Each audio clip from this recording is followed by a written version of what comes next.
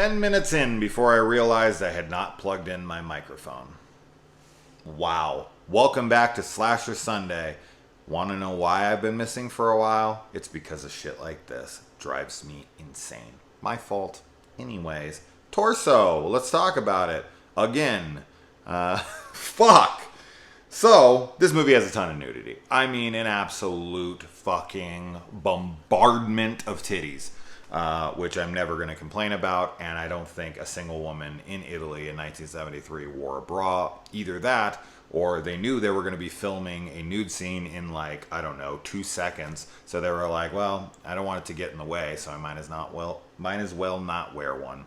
So I thought that was pretty funny. There is so much nudity, I would say, cumulatively out of the 90 minutes that this film features, no joke, 10 full minutes of accumulative nudity.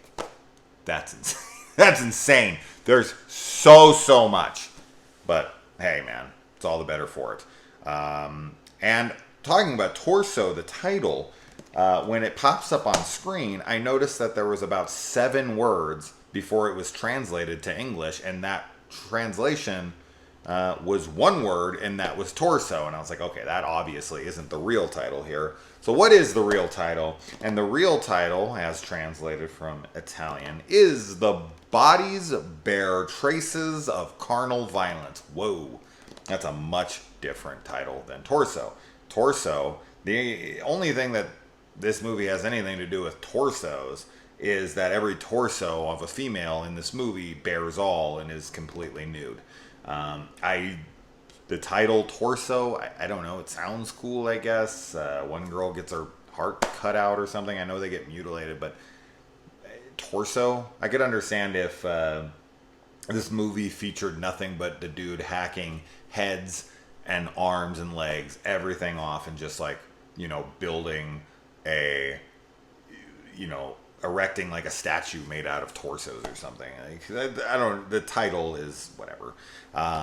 Now we get this opening sequence with these girls having a threesome with this person that we don't see. Spoilers for the movie, obviously. This person ends up being the art history teacher, Franz, and Franz is being blackmailed. He don't like that, so he kills these chicks. We don't know that, of course, until the end. And then anyone who he suspects might have seen him or is on to him, he kills them too. All because his little pervert brother who wanted to see a 10-year-old girl naked, he's 10 at the time as well, to be fair to Franz's little brother. He goes out onto a little cliff and he falls to his death Mac and Me style. A fucking stiff dummy flying 10 feet off from the cliff.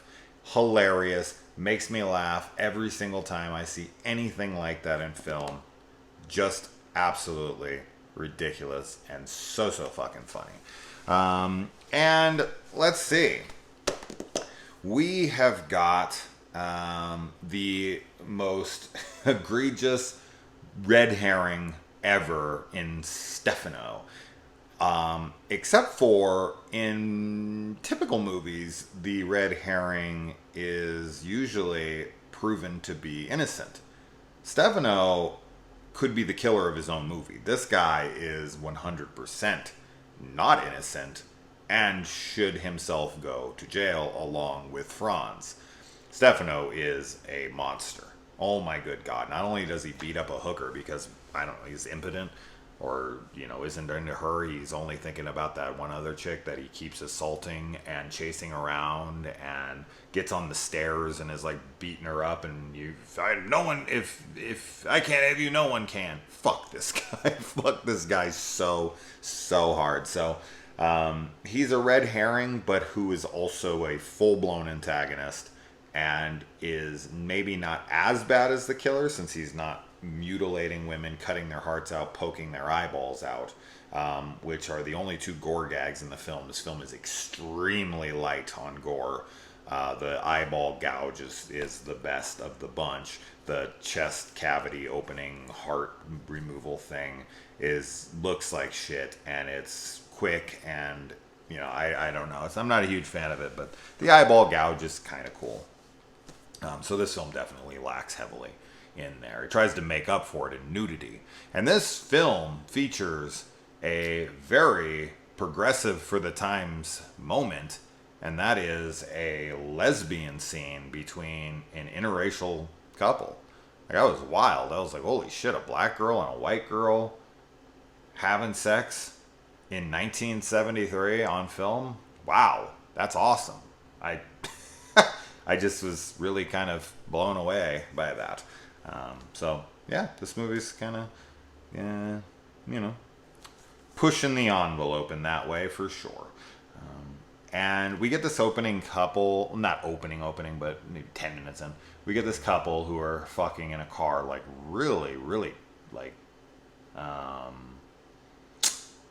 quietly, and I don't know, it seems like they're kind of slightly messing around. Maybe they're not fucking. It looks like they are, or it looks like they're supposed to be. It doesn't really feel like much is going on. No one's really making any noise. They're barely moving around. So maybe they're just fucking around. I don't know. But they see this peeper, who the killer is a guy in a ski mask. Real original stuff there. Didn't put much thought into that. But the guy chases after him, and the girl's like, he was just peeping on us. Like, what do we care? Let's just leave. I thought that was pretty funny. The girl's reaction isn't like, oh my god, he saw me, or anything. Italian girls, they're like, who hasn't seen me naked? I don't really give a shit. Can we go? I don't want to die. So I thought that was pretty damn funny. But of course, this ends up getting both of them killed. So listen up, fellas. Listen to your ladies and get the fuck out of there when she tells you to. That is the moral of every one of these damn movies. When a girl says, let's go, let's go.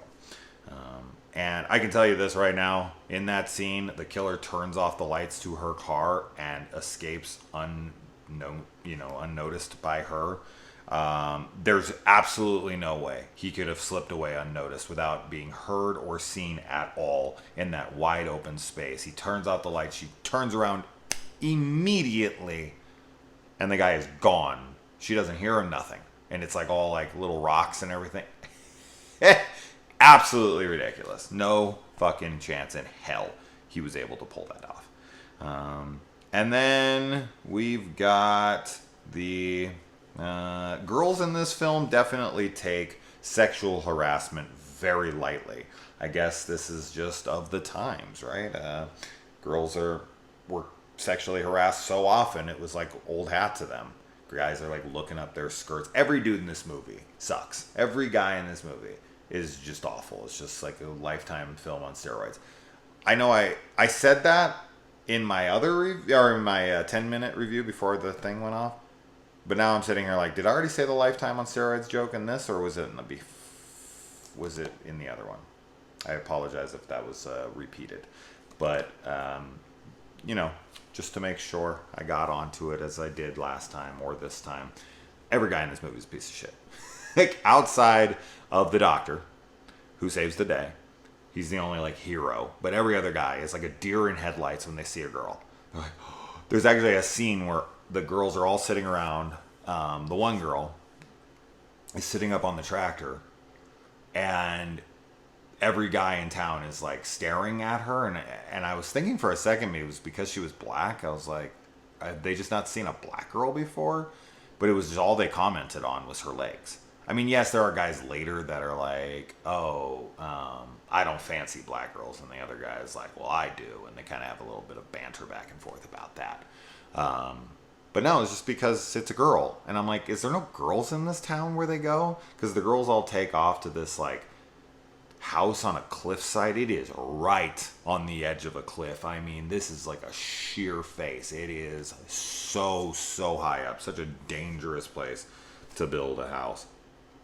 But my God, these guys, seriously.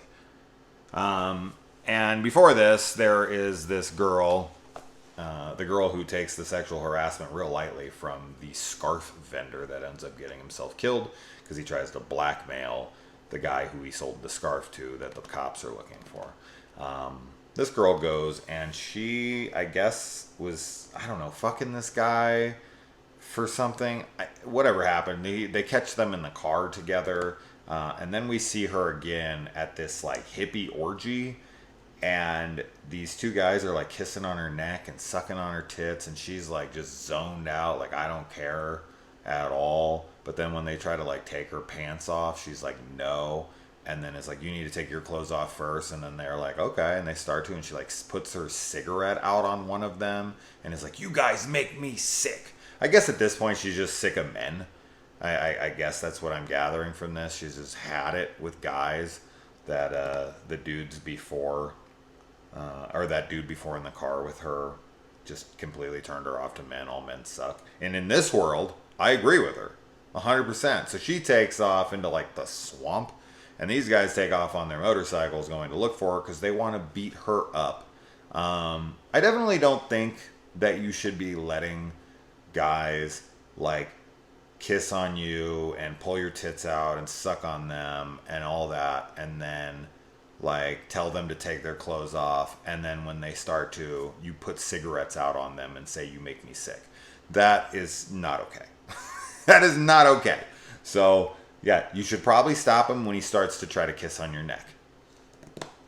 You know, probably a good time, because these guys are just going with the flow, right? They're at this hippie orgy. Like everyone there is fucking and nude. These girls dancing with their top off. Like there's multiple couples seen all around them nude. This one guy starts kissing on her neck, starting to take off her top. The other guy kind of moves in slowly and starts kissing on her neck. She's letting all of this happen, you know, and then she's like, take your clothes off.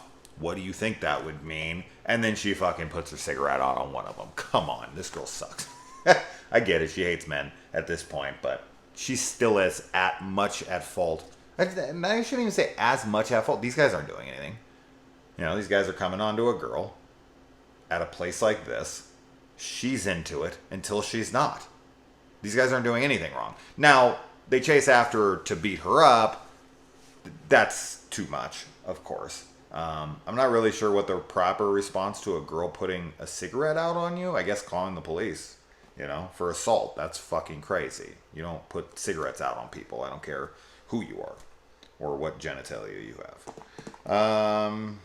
Anyway, the scarf vendor, his kill is fucking hilarious because it's like clearly, you know, dummy head that's being crushed, and this thing's like flat and his head's like coming apart. But then of course they want to show that he's dying as the car pulls back, and so they have the actor like spit blood out of his mouth, and it's like, no, his head is crushed. How is his head intact enough for him to now spit blood up? He wouldn't be spitting anything up.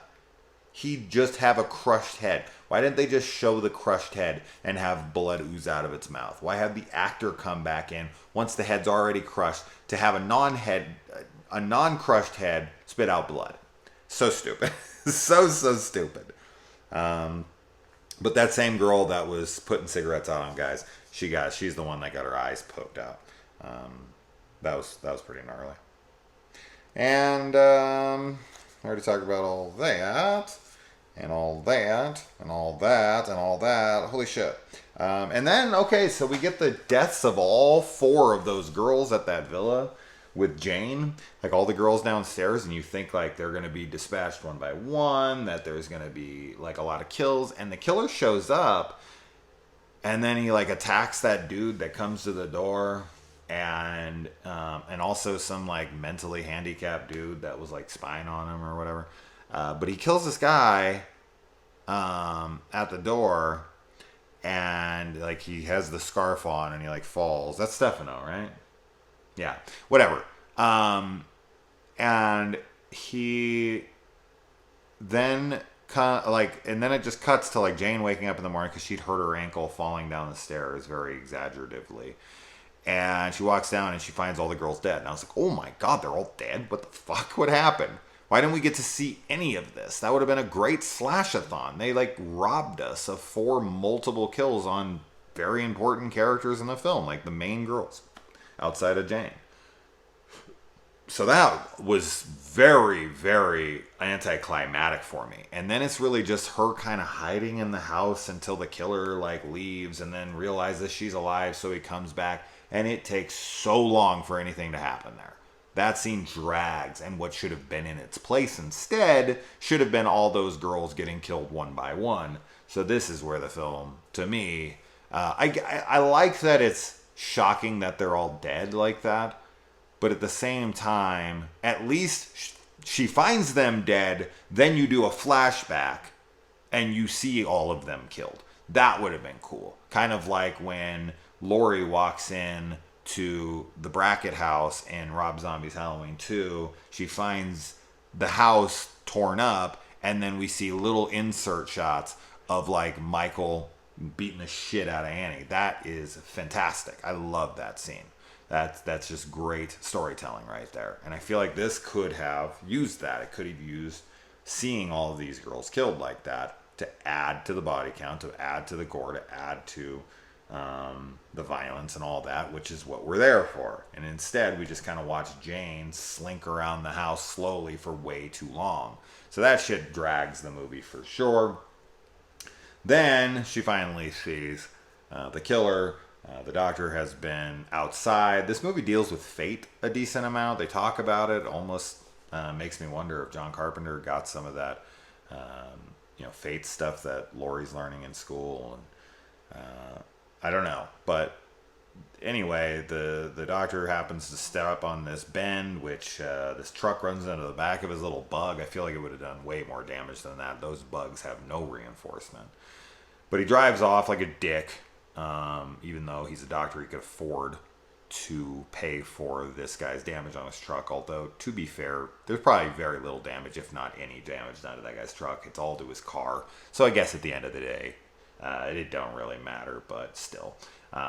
He drives off, he sees, and he realizes that they're there, so he goes up and he saves the day. Throws the dude off a cliff, poetically, just like his brother who died when he was a kid.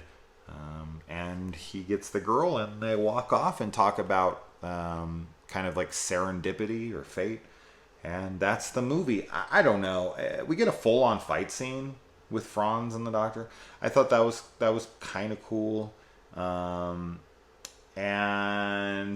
I really like the scene where the girl pushes the key out onto the paper, and it doesn't hit the paper as she's pulling it back, and then the killer takes the key and like slowly puts it on there. I'm pretty sure that happened in a movie called Murder Loves Killers 2.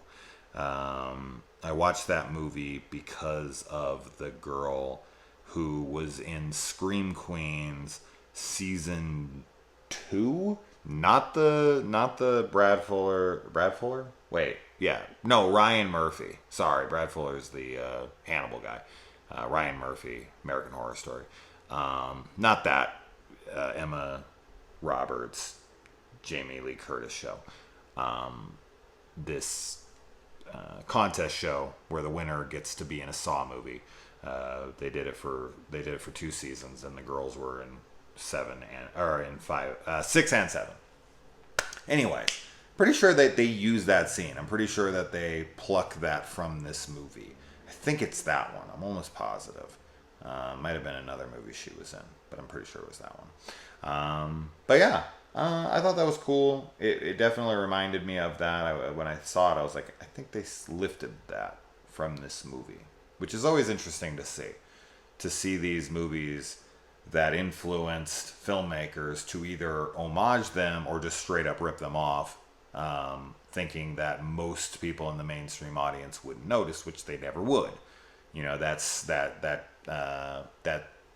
fucking gag that Baba uses in his movie Shock or Beyond the Door 2, where the character like runs out of frame and into frame, and it's like 2 completely different like characters. They use that in, I think, Annabelle, when the girl like runs at the door and then the door slowly closes, and when she hits, it's like a completely different being that's coming at you. It's a very effective scare, but it's been lifted, just like this one was in I think it was that movie. But overall, this was kind of underwhelming for me because of the lack of kills and gore. I feel like that should have been higher. I did like the characters. I liked the relationship between Jane and Franz and just kind of their interactions with each other, and then her kind of finding out at the end that he is who he is. And I like Stefano, even though he's a piece of shit. I liked him as a red herring. I mean, you knew that he wasn't going to be the killer. It was just too much of a focus spotlight on him. And I don't know. It's an Italian giallo, so of course it's always very. There's a lot of exposition at the end, a lot of explanation, and a lot of it seems kind of convoluted and convenient. But that's the charm of these movies at the end of the day. So overall, it's fine. It's currently streaming on Shudder if you have never seen it. But it's a silly one. If you like giallos, then you've probably already seen this. But if you haven't, you know exactly what to expect. This one doesn't hit any top giallo lists for me for sure. But it's not a terrible watch. So anyways, that was fun. Even though it took 2 tries. Whatever. Anyways, adios.